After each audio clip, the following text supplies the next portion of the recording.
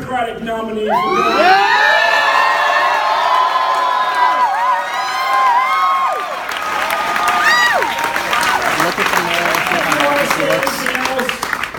me thank Congressman Cummings, Mayor Pugh, Chairman Matthews, Chairwoman Kathleen Matthews for being here with us tonight. We thank my mom for that wonderful introduction.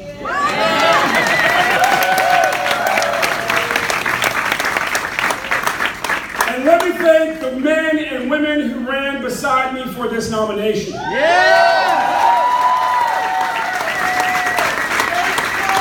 I've spoken to several of them tonight, and we are ready to pull our party together and go out there and beat Larry Hogan.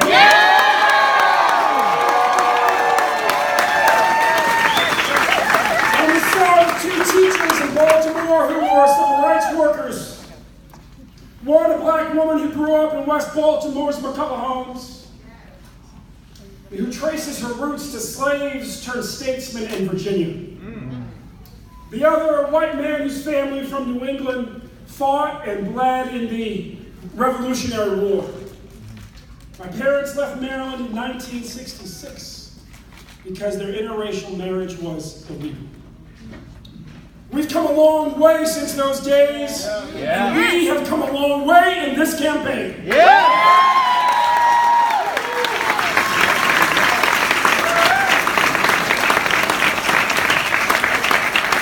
Today we come together from all corners of Maryland to send a message to the Republican administration in Annapolis that their time in power is coming to an end.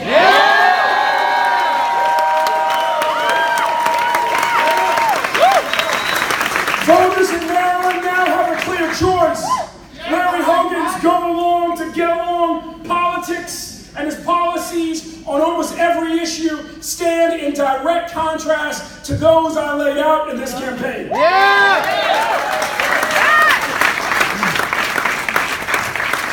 Tonight I want to talk to you about the promise of Maryland. The story of my parents is the promise of Maryland. A multicultural and interracial state that is determined to move forward and refuses to go back to a time where people were turned against each other because of what they look like, who they love, or by what name they call God, if any at all.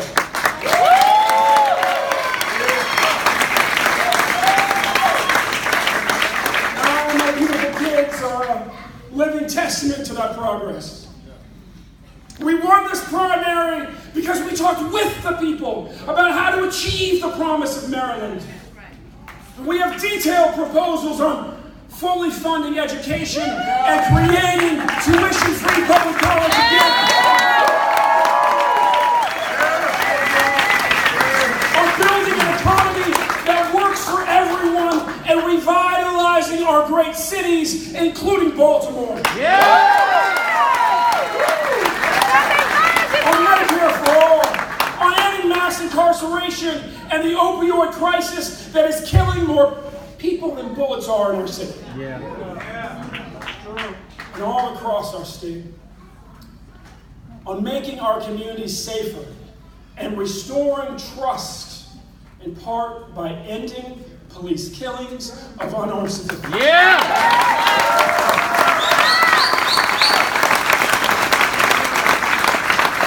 On stopping the unnecessary terrorizing of immigrant families.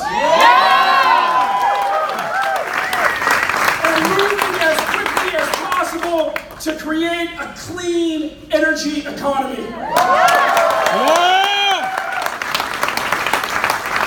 These plans and my track record of getting big things done in Maryland are the reason we were endorsed by the teachers and the nurses and more unions and progressive organizations.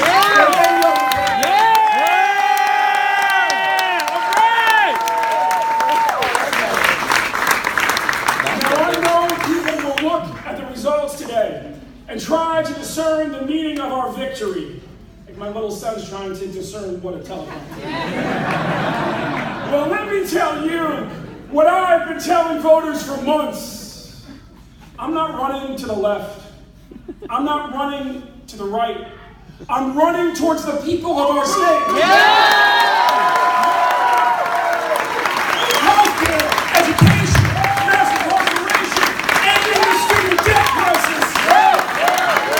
Protecting the environment on people issues. And unlike Larry Hogan, I have the vision, the plans, the experience, and unlike Hogan, the courage. To risk my own political standards of progress. Voters will have a choice between an economic vision which does too little for too many, while the future slips away, or my vision to build a clean, green economy that works for everyone. We can lead the nation in building an alternative energy future.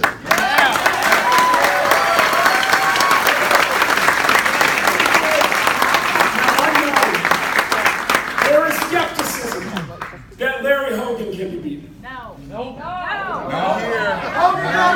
But we've got a message for those who think this race is already over. Larry Hogan will lose in November because he is not ready to run against someone who knows how to build a people power.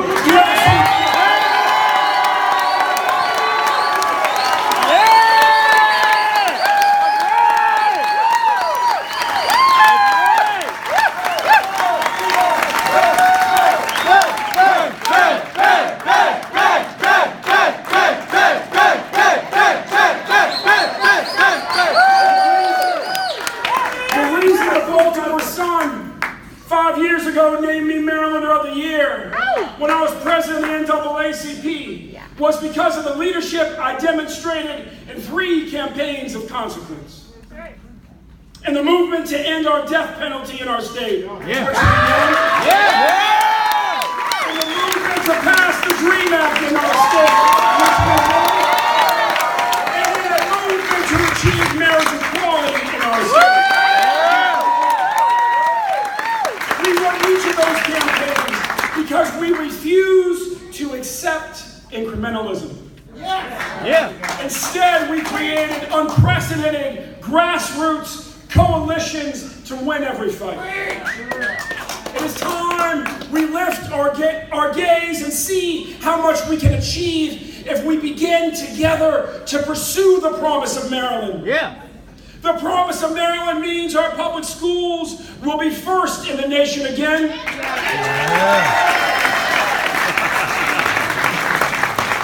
As they were before Larry Hogan took office. We will fulfill Annapolis' broken promise and ensure that the casino money actually increases funding for education.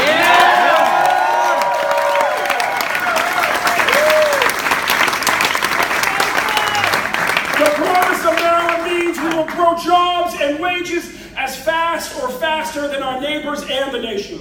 We need leadership in the governor's office that understands we are falling behind in the growth of jobs and wages and the race for the future. We can't settle for old ideas or empty platitudes at a time when so many of us are struggling. And the promise of Maryland means that health care in this state will not be a privilege, but a right for every person. As governor, I will not rest until Medicare for all is law. Now, we need truly strong leadership in these times. It is not enough for Larry Hogan to symbolically oppose Donald Trump. Standing up to Trump means standing up not just to his most outrageous words and actions, but standing up to his all too frequently outrageous policies and the agents who implement them. Larry Hogan, you aided and abetted Donald Trump when you invited Education Secretary Betsy DeVos into our state, expanding vouchers and not fully funding our public schools. You aided and abetted Trump when you were silent as he appointed Scott Pruitt who before he was secretary, before he was administrator of the EPA, made it clear he would destroy the Chesapeake Bay Reservoir. And Mr. Hogan, Larry, let him know. You have aided and abetted Trump when you stood shoulder to shoulder with Attorney General Sessions. Parroted his call to return to the failed war on drugs, to create new mandatory minimum sentences, and have allowed him repeatedly to send ICE agents into our state to tear immigrant parents away from their children. No, we need a governor who knows how to lead, not someone who thinks that the test of leadership is a poll or a popularity contest. Some will question whether I have the experience to lead as governor because I'm not a career politician. You got it. You got it. Well, I've managed complex organizations as a CEO or been a partner in a business since I was 26 years old. Yeah. And you know, I think experience is a great thing, but experience don't mean a lot if you can't bring people together to get big things done.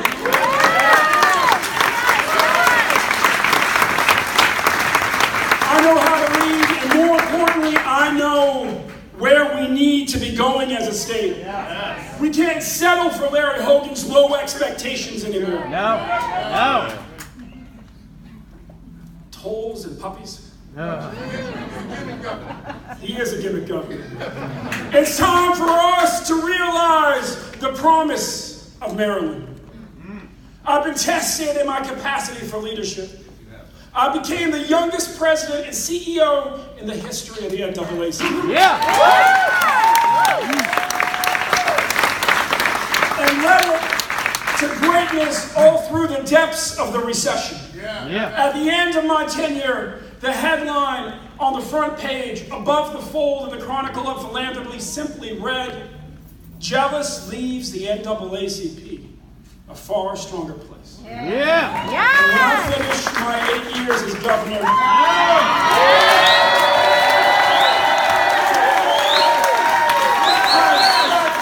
the same headlines on the front page of the Baltimore Sun and the Washington Post.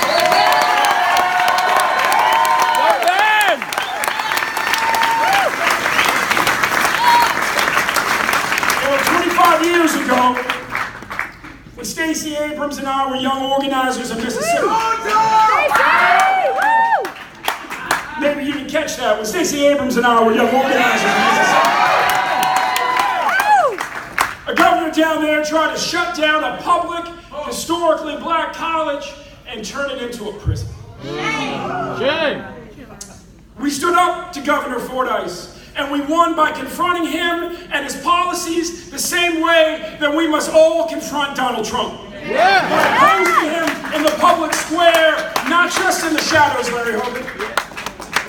Our goal is not just to win an election, but to build a movement which will allow us to lead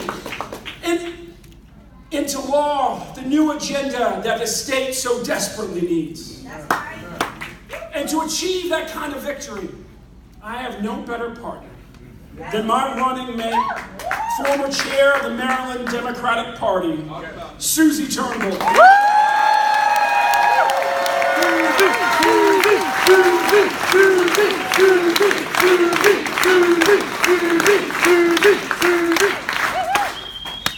As chair of the party, Susie spearheaded an unprecedented organizing effort to elect Democrats up and down the ballot in 2010.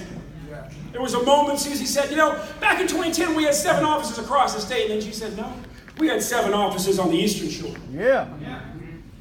Well, the Democratic vote that year went down in so many states, and the Tea Party rose up. We held them back here in Maryland because Susie and her organizers made sure that the vote went up amongst Democrats in Maryland in 2010. Susie doesn't just know how to ride a wave. She knows how to build a wave election, and that is exactly what we're going to do this year. Hell yeah! One of the greatest experiences in this campaign for me has been listening to the people of the state. As I travel the state, I've listened to young people.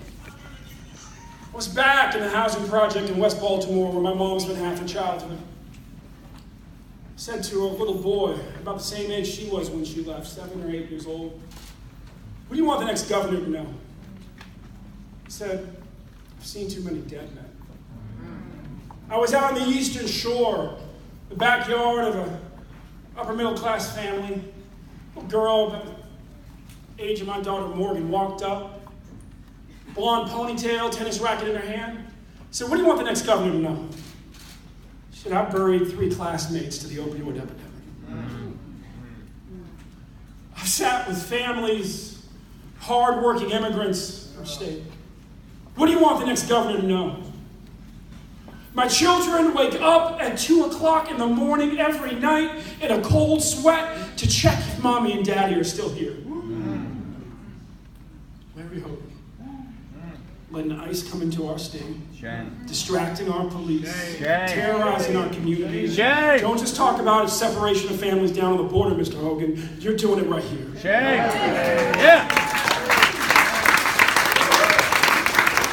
I've sat with worker after worker after worker and said, "What do you want the next governor to know?"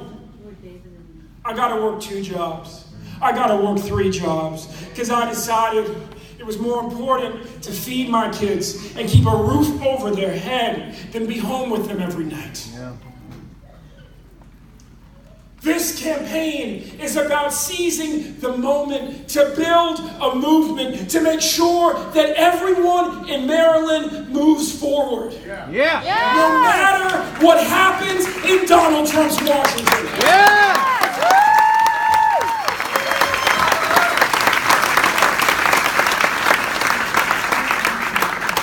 Before I close, I want to recognize some important people. And I'd appreciate it if we would ask the chair of our party, Kathleen Matthews, to come here with me.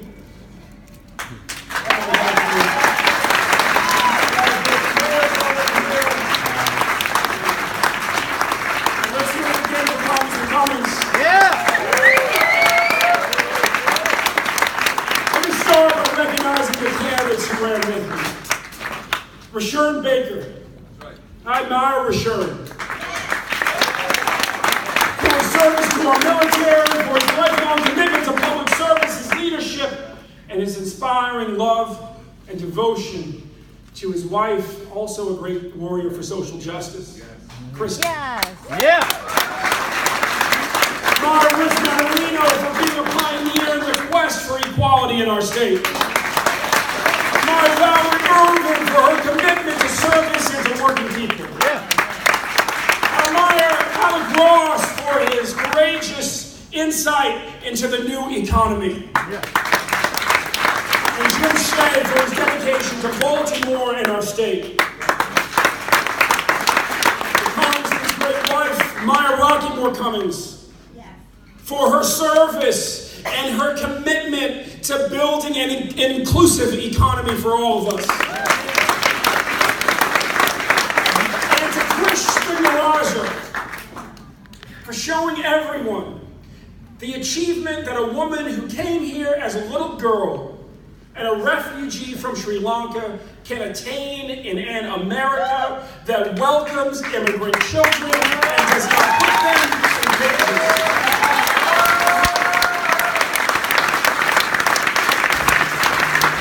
And I want to recognize one more candidate that many of us are carrying in our hearts tonight. County Executive Kevin Cameron. Rest in peace. He was a devoted husband, a great father, a great leader. His commitment to the people of Baltimore County and Maryland was awesome. Our prayers continue to be with his wife Jill and their 2 sons. As I said before, I miss his wit, I miss his wisdom, and I will never forget him.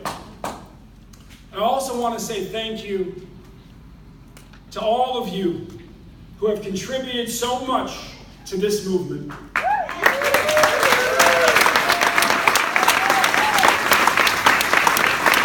You all got to recognize, you might have forgotten, but we started off in fourth, and we ended up in first. Please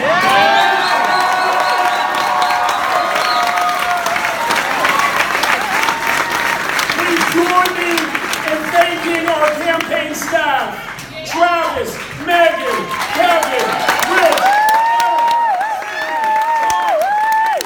Brian, Julia, Lisa, Leonie, Caitlin, Daniel, Tristan, Jerusalem, and Marjorie. They worked tirelessly for 400 days to achieve this victory. Thank you to all of those who are responsible for us having more individual contributions, a lower average donation than any other campaign, and more donors than all of them put together. Thank you to the enthusiastic volunteers who work doors 7 to 8 hours a day, 5 days a week, who powered us and our cause to victory in this primary, and who will help us do it again for November. Thanks to the dozens of organizations and unions and individual leaders who together forged a winning team in this campaign. Please join me in thanking my parents, Fred and Angelus. They've done for me, inspired me this campaign. Thank my business partners at Denver Capital for their help. And the most special thanks of all goes to my 2 great kids, Morgan and Jack.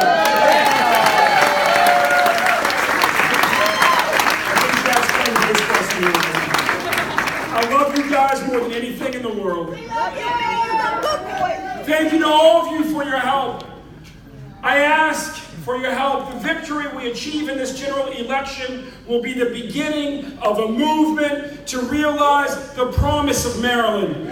Abraham Lincoln told us a century and a half ago, the most reliable way to predict the future is to create it. And that's a challenge today. We can together create a future where we pursue the promise of Maryland and achieve it for all of our children together. The promise that our kids will again receive the best education, not just in America, but in the world. The promise that we will be Maryland, the state that started as a refuge for those fleeing religious persecution in Europe. The promise that we once again will be a beacon of freedom and tolerance for the nation and the world. The promise that we will pull together as a community to ensure that every child is cared for, every senior is protected, every woman is respected. And paid an equal wage for equal day's work. And every person is given the opportunity and freedom to achieve their God-given potential. The promise that healthcare will finally be enforced as a right for all and not just given out like a privilege for the few.